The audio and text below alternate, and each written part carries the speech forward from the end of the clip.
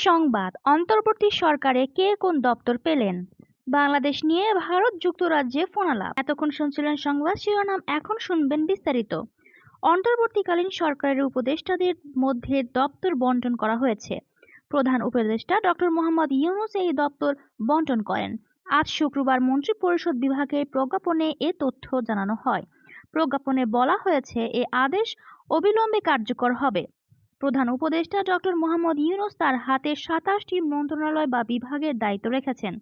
এগুলো হলো মন্ত্রিপরিষদ বিভাগ, প্রতিরক্ষা মন্ত্রণালয়, সশস্ত্র বাহিনী বিভাগ, শিক্ষা মন্ত্রণালয়, সড়ক পরিবহন ও সেতু মন্ত্রণালয়, খাদ্য মন্ত্রণালয়, গৃহায়ন ও গৃহপূর্ত মন্ত্রণালয়, ভূমি মন্ত্রণালয়, বস্ত্র ও পাট মন্ত্রণালয়, কৃষি মন্ত্রণালয়, বিজ্ঞান ও প্রযুক্তি মন্ত্রণালয়, রেলপথ মন্ত্রণালয়, জনপ্রশাসন মন্ত্রণালয়, বিদ্যুৎ জ্বালানি ও খনিজ সম্পদ মন্ত্রণালয়, নৌ পরিবহন মন্ত্রণালয়, পানি সম্পদ মন্ত্রণালয়, মহিলা ও শিশু বিষয়ক মন্ত্রণালয়, দুর্যোগ ব্যবস্থাপনা ও ত্রাণ মন্ত্রণালয়, তথ্য ও সম্প্রচার মন্ত্রণালয়, প্রবাসী কল্যাণ ও বৈদেশিক কর্মসংস্থান মন্ত্রণালয়, বাণিজ্য মন্ত্রণালয়, শ্রম ও কর্মসংস্থান মন্ত্রণালয়, সংস্কৃতি বিষয়ক মন্ত্রণালয়, বেসামরিক বিমান পরিবহন ও পর্যটন মন্ত্রণালয়, মুক্তিযুদ্ধ বিষয়ক মন্ত্রণালয়, পার্বত্য চট্টগ্রাম বিষয়ক মন্ত্রণালয়,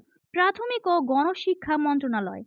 উপদেষ্টাদের মধ্যে যেসব মন্ত্রণালয় বা বিভাগ বন্টন করা হয়েছে: সালেহ উদ্দিন আহমেদ, অর্থ মন্ত্রণালয় ও পরিকল্পনা মন্ত্রণালয়; আসিফ নজরুল, আইন, বিচার ও সংসদ বিষয়ক মন্ত্রণালয়; আদিলুর রহমান খান, শিল্প মন্ত্রণালয়; এ এফ হাসান আরিফ, স্থানীয় সরকার, পল্লী উন্নয়ন ও সমবায় মন্ত্রণালয়; তৌহিদ হোসেন, পররাষ্ট্র মন্ত্রণালয়; সৈয়দা রিজওয়ানা হাসান, পরিবেশ, বন ও জলবায়ু পরিবর্তন মন্ত্রণালয়; শারমিন মুর্শিদ, সমাজ কল্যাণ মন্ত্রণালয়; এম সাখাওয়াত হোসেন, স্বরাষ্ট্র মন্ত্রণালয়; আ.ফ.ম. খালিদ হোসেন, ধর্ম বিষয়ক মন্ত্রণালয়; ফরিদা আক্তার, মৎস্য ও প্রাণী সম্পদ মন্ত্রণালয়; নূরজাহান বেগম, স্বাস্থ্য ও পরিবার কল্যাণ মন্ত্রণালয়; নাহিদ ইসলাম, ডাক, টেলিযোগ ও তথ্য প্রযুক্তি মন্ত্রণালয়; আসিফ মাহমুদ সজীব ভুঁইয়া, যুব ও ক্রীড়া মন্ত্রণালয়।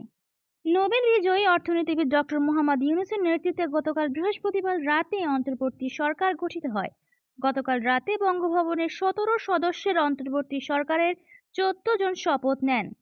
৩ জন ঢাকার বাইরে থাকায় তারা গতকাল শপথ নেননি। তারা হলেন সাবেক রাষ্ট্রদূত সুপ্রদীপ চাকমা, চিকিৎসক বিধান রঞ্জন রায় ও নৌবাহিনীর অবসরপ্রাপ্ত কর্মকর্তা ফারুকী আজম।